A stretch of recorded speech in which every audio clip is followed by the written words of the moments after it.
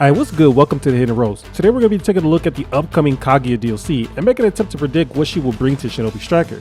So make sure you hit the like button before we get started because Kaguya will be dropping around the game's anniversary, which is in August. And if we like up the video and get it circulating in the algorithm, maybe the devs might see it and make the necessary changes to what's mentioned in this video. Either that, or they're going to do what they always do when they see one of my videos and do the exact opposite. Anyway, subscribe and hit the noti bell and let's go!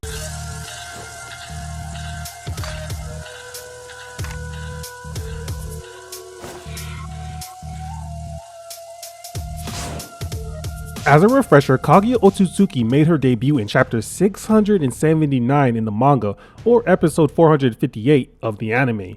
Revived with Madara Uchiha as the vessel, Kaguya returned with enormous chakra, more powerful than Six Paths Madara and the Ten Tails. Because of her insane chakra, the abilities Kaguya displayed were nothing short of overpowered as she displayed universal feats. From these showings in the series, as well as using other forms of media where Kaguya has appeared, we can speculate on what exactly she can bring to Naruto Boruto Shinobi Striker.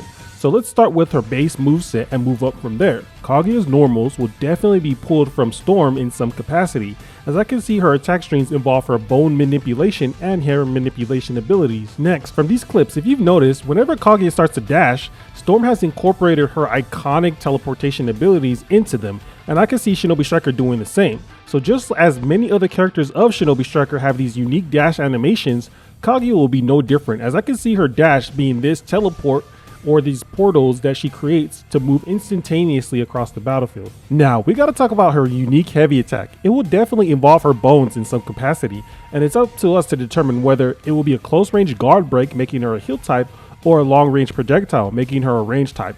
Figuring out what typing will help us predict the rest of her moveset. So let's get to look and see what makes sense. And when I say makes sense, I'm using my logic, which is 99.9% gonna be wrong because what makes most sense is hardly ever a factor when it comes to these DLC. First, the reason why we are excluding attack and defense from our typing is because we have already received a defense type in Minato and an attack type in Obito. That leaves range and heal types. With heal types receiving the Season Pass secret technique, we can take it in one of two ways.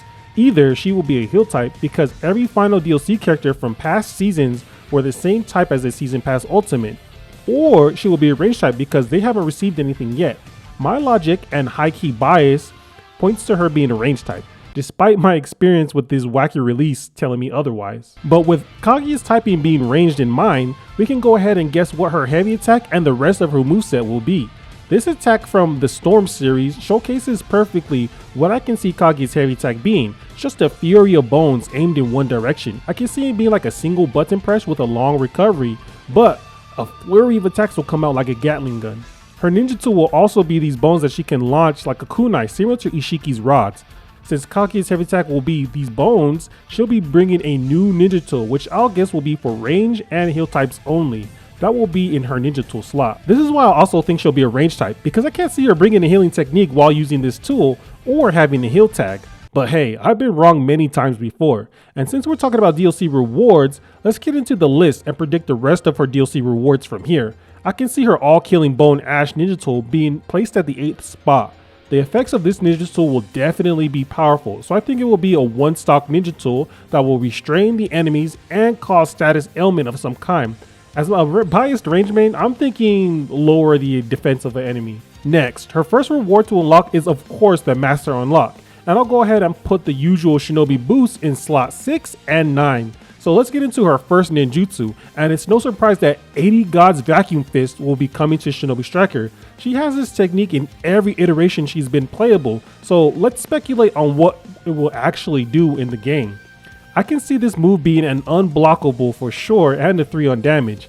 It will likely have an 18-second cooltime similar to Kamuy Raikiri. So, with a shorter range than Kamuy Raikiri, what else can this move bring?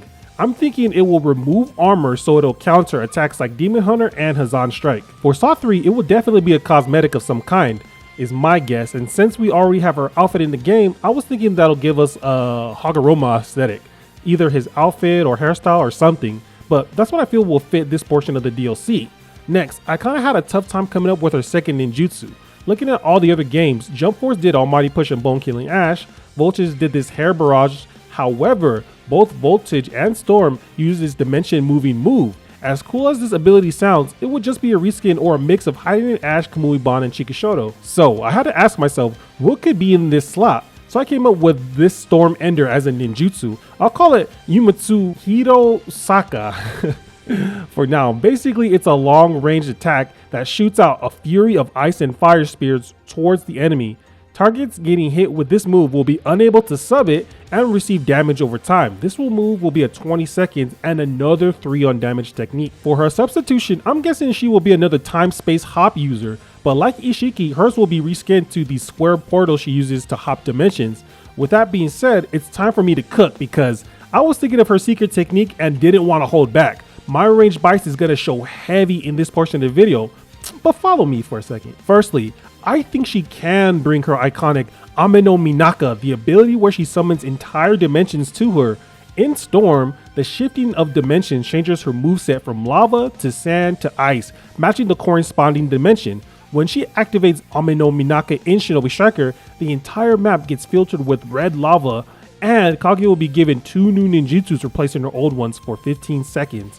Slot 1 will be the Cult of the Flame Rat, a large AoE attack that leaves lava around her that's unblockable and locks enemy substitution. Slot 2 will be a short-range lava shot that has a very fast cooltime. While the map is in this dimension, the enemy will receive damage over time and their movement speed will be slowed. The effects of this dimension cannot be removed, similar to Korumatsukami.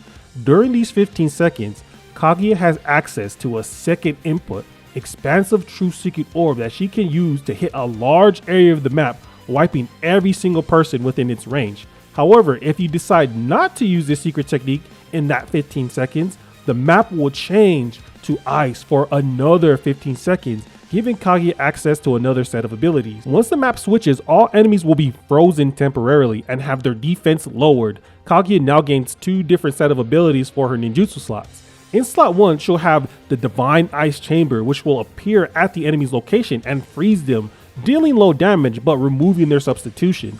Next, she'll have a long-ranged ice spear that can travel in a straight line and has a low cooldown so you can spam it. This attack will also be a 1 on damage, but will put the enemy in a long stun, similar to like the Ishiki's Black Rod. Now that we got my insane secret technique idea out of the way, let's finish her rewards. Slot 7 will be her hairstyle, and I can see slot 10 giving us the title Mother of All Chakra or the Otsutsuki clan.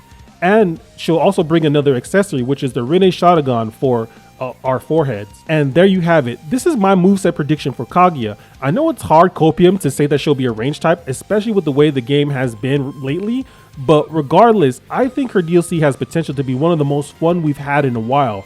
Let me know what you guys think she'll bring to the game down in the comment section below. I'll see you next time. Peace.